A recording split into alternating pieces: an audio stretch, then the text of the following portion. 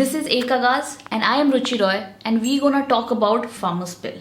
सरकार 3 नए farm bill लाई है. The farmer produce trade and commerce promotion and facilitation act 2020, the farmer empowerment and protection agreement of price assurance and farm services bill 2020.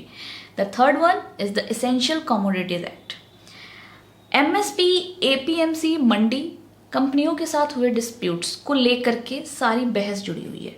लेकिन आज का मुद्दा है the farmer produce trade and commerce promotion and facilitation act 2020 के section 13 में क्या लिखा हुआ है. फार्म बिल 2020 का सेक्शन 13 क्या कहता है? No suit, prosecution or other legal proceeding shall lie against the central government or the state government or any officer of the central or state government or any other person in respect of anything which is in good faith done or intended to be done under this act or any of rules or order made thereunder.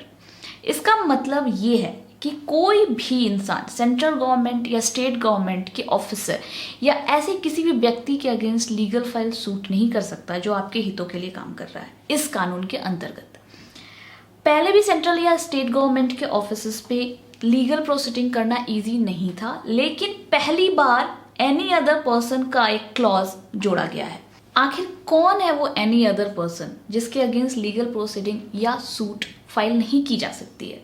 सबसे ज़रूरी बात यह है कि ये मुद्दा सिर्फ किसान का नहीं है. ये मुद्दा एक लॉयर, एक एक्टिविस्ट, एक प्राइवेट वर्कर के लिए भी उतना ही ज़रूरी है. जितने भी मीडिया हाउसेज हैं उनमें से कुछ चैनल बता रहे हैं कि किसान क्या चाह रहा है, किस बात पे प्रोटेस्ट कर रहा है, बट जो बाकी की मीडिया चैनल्स हैं वो बता रही हैं कि कैसे ये फार्म बिल सभी के लिए अच्छी हैं या किसान कैसे एंटी नेशनल है. उस फार्म बिल में कितने सेक्शंस हैं, उस फार्म बिल में नया क्या है, उस फार्म बिल की कितनी बातों से दिक्कतें हो सकती हैं, ये डिस्कशन का पार्ट ही नहीं है. लेकिन आम आदमी जो 9 से 6 की नौकरी करके घर जा रहा है वो शायद पूरी रात यही सोच रहा है कि किसान तो मेरे ही टैक्स के पैसे पे प्रोटेस्ट कर रहे हैं. उस आम आदमी को फार्म बिल क्या है, क्या नहीं है, उसमें क्या बातें लिखी हैं, इन सब बातों की कोई जानकारी नहीं है. तो आज हम इस प्लेटफॉर्म पे सेक्शन 13 को क्यों हमने जिक्र में लाया है, ये इसलिए हम इस पे बात कर रहे हैं क्योंकि मुझे खुद में भी नहीं पता था कि सेक्शन 13 में इतनी बड़ी चीज लिखी हुई है that nobody can even file a PIL against anything. ये बिल ऑलरेडी पास हो चुका है. इस बिल को रिपील करने के लिए सारे प्रोटेस्ट हो रहे हैं. अभी तक 26 नवंबर के बाद से अभी तक इतने दिन हो चुके हैं, अभी तक कोई सुनवाई नहीं हुई है. देखना यह है कि कितने दिनों में प्रोटेस्ट थमता है, सरकार बात सुनती है या सरकार उसी बिल के साथ आगे जाती है.